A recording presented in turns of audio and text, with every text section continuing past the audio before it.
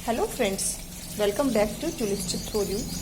दोस्तों, आज मैं बात करने वाली हूँ स्पाइडर प्लांट के बारे में, जिसे कि हम क्लोरोफाइटम भी कहते हैं। बहुत ही इजी टू ग्रो प्लांट है ये और लो मेंटेनेंस वाला है और डेकोरेटिव तो ये है ही।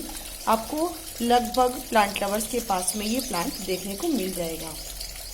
ये दोस्तों शेड लविंग प्लांट है। इसको अगर आप रखते हैं घर पे तो डायरेक्ट सनलाइट को अवॉइड कीजिए और मॉर्निंग और इवनिंग की बहुत कम जो धूप होती है उसको ही सिर्फ ये बर्दाश्त कर पाता है।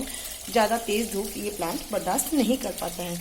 तो आज हम बात करने जा रहे हैं इस ब्यूटीफुल से ऑर्नामेंटल हाउस प्लांट के बारे में कि इसकी हमें समर में केयर किस तरीके से करनी है ताकि अपना जो प्लांट है ग्रीन रहे, हेल्दी रहे और प्यारी प्यारी फ्लावरिंग इसमें होती रहे और बहुत अच्छी सी इसकी ग्रोथ हो। ये आप देख पा रहे हैं, ये मेरा प्लांट है। ये मैंने आपसे पहले शेयर किया हुआ है। ये देखिए छोटा सा ये मैंने केन बनाया था, ऑयल केन जो था उससे ये पोट बनाया था और उसमें लगाया और अब इसकी ग्रोथ बहुत अच्छी हो गई है।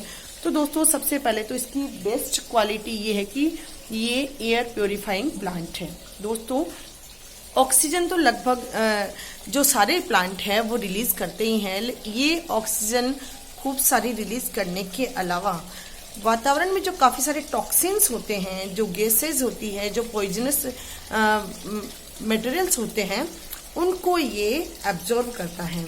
यानी कि ये अपने आसपास की वायु को बिल्कुल स्वच्छ रखता है।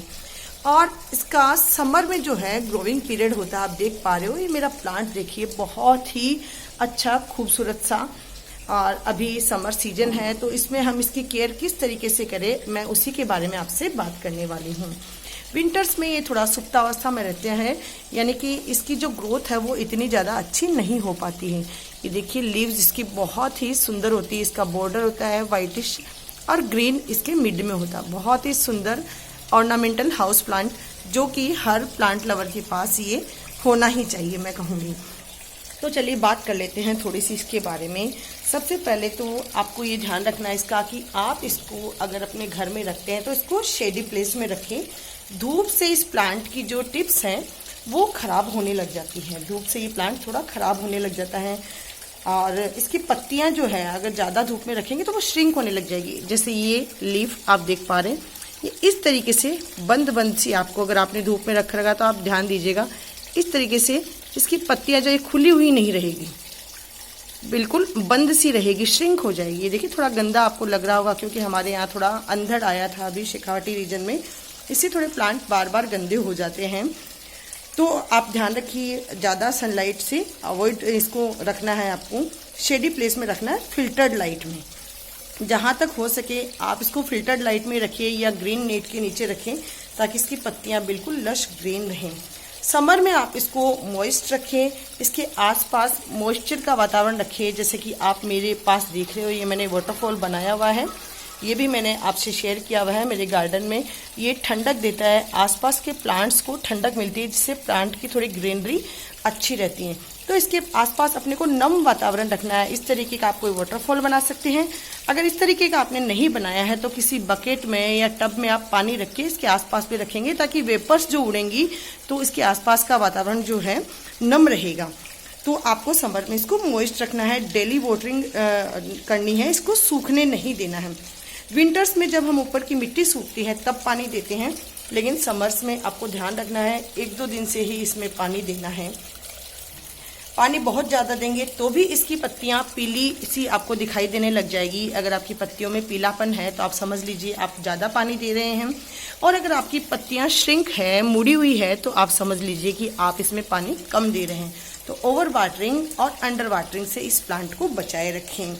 खाद अगर आप इस टाइम दें तो आप इसमें वर्मी कंपोस्ट या लीफ कंपोस्ट दे सकते हैं, क्योंकि लीफ कंपोस्ट जो है ठंडी रहती है। अभी आप जो काउडंग कंपोस्ट है उसको अवॉइड कीजिए। काउडंग कंपोस्ट आपको अभी इन दिनों में गर्मियों में नहीं देनी।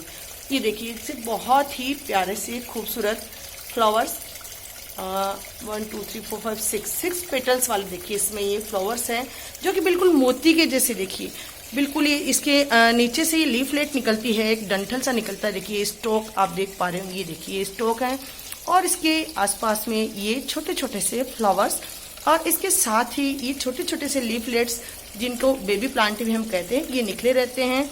और जब ये बेबी प्लांट बड़े हो जाते हैं तो हम इनको सेपरेट करके दूसरे बहुत सारे पॉट्स बना सकते हैं। ये देखिए, मैं आपको दिखाती हूँ। ये देखिए, ये इसका एक छोटा सा प्लांटलेट्स या लीफलेट, या आप इसको बेबी प्लांट कह सकते हैं। इसके नीचे से यहाँ से रूट्स निकलती हैं और इसको आप सेपरेट करके दूसरे काफ़ी सारे पॉट्स तैयार कर सकते हैं। जब ये बड़े हो जाएं तब आप इनको सेपरेट करके लगाइए। वैसे आप इस प्लांट को सेपरेट करके लगा सकते हैं, सीड्स के थ्रू लगा सकते हैं, या जो इनकी जो बेबी प्लांट हैं, ये देखिए, ये थोड़े बड़े बेबी प्लांट हैं। इसमें से लीव्स, ये जो है इनकी लीफ देखिए बड़ी बड़ी है और रूट्स भी इनमें निकलने लग गई हैं। एक और मैं आपको मेरा दिखाती हूँ। ये देखिए, मैंने आपको शेयर किया था, इसमें जब ये छोटा सा मैंने बेबी प्लांट लगाया था और आज इसकी बहुत अच्छी ग्रोथ होके इसमें भी ब्लूमिंग हो रही है। देखिए, बहुत सुंदर सुंदर से इसमें फ्लावर्स आ रहे हैं और इतने सारे बेबी प्लांट, यानी मेरे पास इतने सारे ये पौधे तैयार हो गए हैं। अब मैं इनको सेपरेट करके अलग अलग प्लांट्स बना सकती हूँ। तो आप भी अपने आसपास में अगर किसी के घर में ऐसा प्लांट हो और इस तरीके से झुमके से आपको लटके हुए मिले तो आप समझ जाइए, आप इस तरीके का लेके आइए और मिट्टी में दबा दीजिए और इसको सेमी शेड प्लेस में रखिए, जहाँ पे धूप बिल्कुल भी नहीं हो, वहाँ आप इसको रखिए। आपका प्लांट बहुत अच्छे से ग्रो कर जाएगा। आपको एक मैं छोटा सा टिप्स देती हूँ इसके बारे में कि आप जब भी ये प्लांट लगाओ, आप लंबा गहराई वाला जो प्लांटर है वो लें। गहराई वाले प्लांटर में ये बहुत अच्छा खिलेगा और बहुत अच्छे से इसमें ग्रोथ होगी।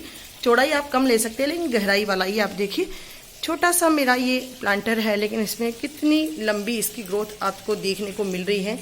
तो इस तरीके से फ्रेंड्स, आप भी अपने घर में इस तरीके का ये प्लांट लगा सकते हैं और ये सुंदर सुंदर ब्लूमिंग और प्यारा सा क्यूट सा प्लांट आप घर पे प्राप्त कर सकते हैं। आई थिंक आपको ये वीडियो समझ में आ गया होगा। फिर भी अगर कोई क्वेरी हो तो आप मेरे कमेंट बॉक्स में जाके कमेंट कर सकते हैं।